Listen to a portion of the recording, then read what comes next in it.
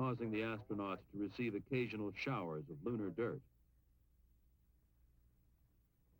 That's a beautiful sight. Young parked the rover, then moved out to join Duke, enter the lunar module, and prepare for liftoff. Boy, Houston, the beauty of this place is just absolutely incredible. Smile, FAO. Don't be mad. We'll get it up there. See how nice and leisurely it's been? That's the way it should be, getting ready for ascent. 10 seconds. What a ride, what a ride.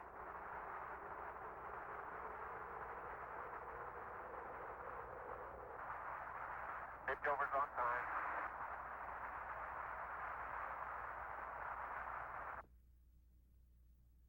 Together in orbit, the two spacecraft pirouetted, each inspecting the other. This is one of the fastest maneuvers I've made in a long time.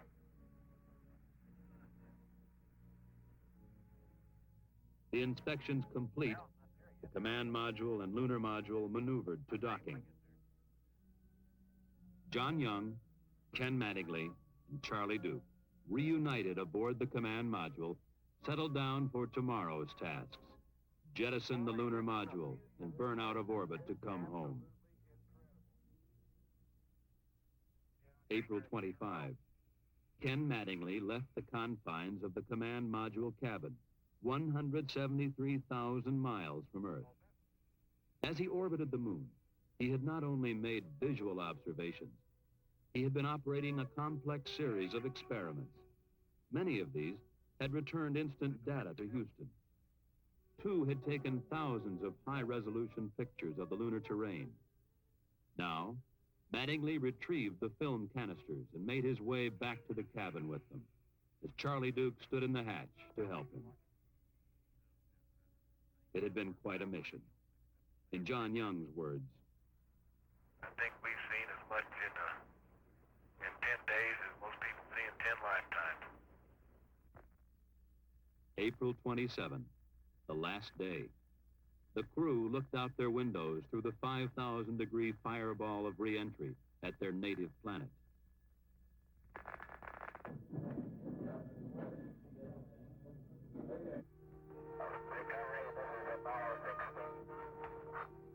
Apollo 16, this is recovery. Welcome back. Go ahead.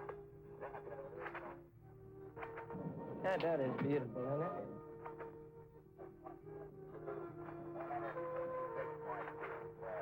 Now they're blooming. Beautiful. Beautiful. There they are. Beautiful.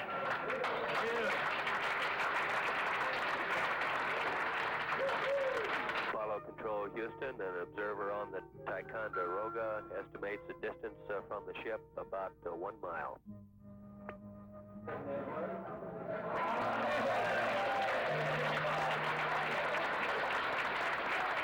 Just got it on in service.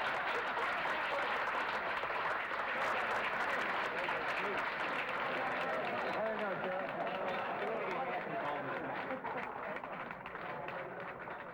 Now.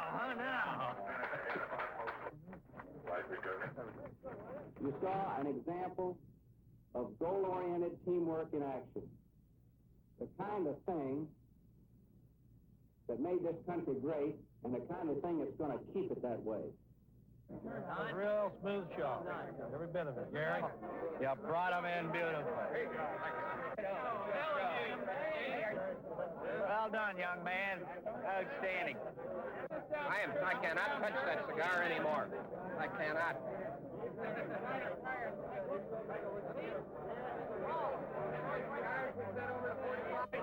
I told them they're going to improve the skyline.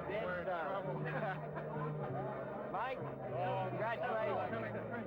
Well done. Yeah, we got one more. Well done. to go.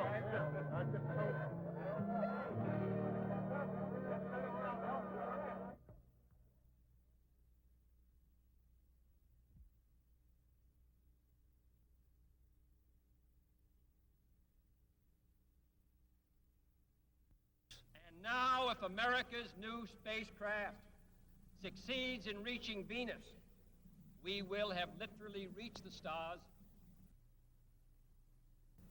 This is a breathtaking pace, and such a pace cannot help but create new ills as it dispels old. New ignorance, new problems, new dangers. Surely the opening vistas of space promise high costs and hardships, as well as high reward. So it is not surprising that some would have us stay where we are a little longer, to rest, to wait. But this city of Houston, this state of Texas, this country of the United States was not built by those who waited and rested and wished to look behind them.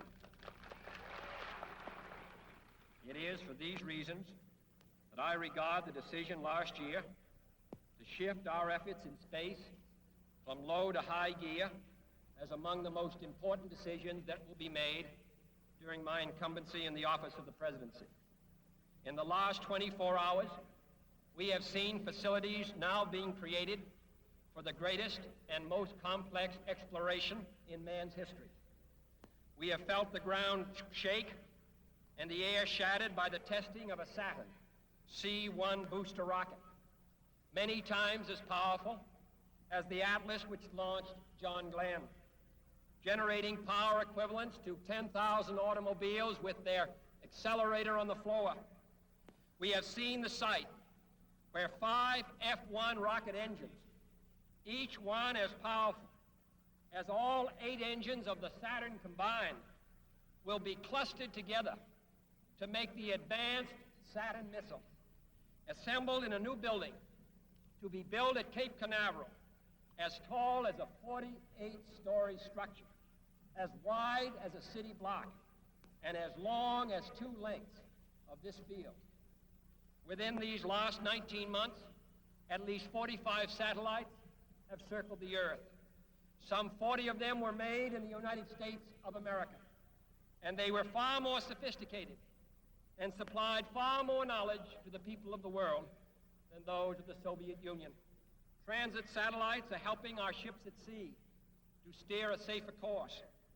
Tyrus satellites have given us unprecedented warnings of hurricanes and storms, and will do the same for forest fires and icebergs. We have had our failures, but so have others, even if they do not admit them, and they may be less public. To be sure,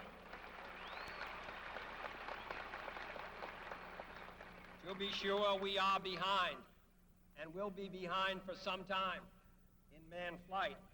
But we do not intend to stay behind, and in this decade, we shall make up and move ahead.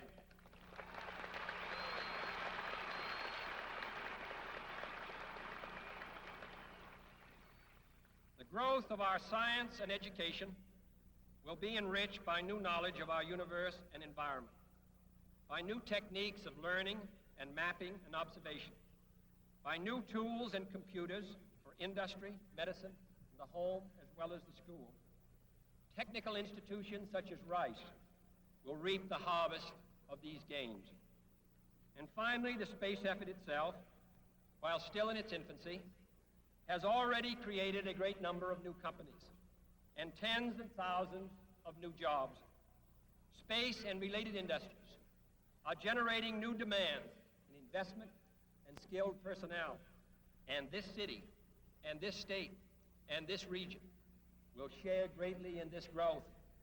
What was once the furthest outpost on the old frontier of the West will be the furthest outpost on the new frontier of science and space. And therefore, as we set sail, we ask God's blessing on the most hazardous and dangerous and greatest adventure on which man has ever embarked. Propeller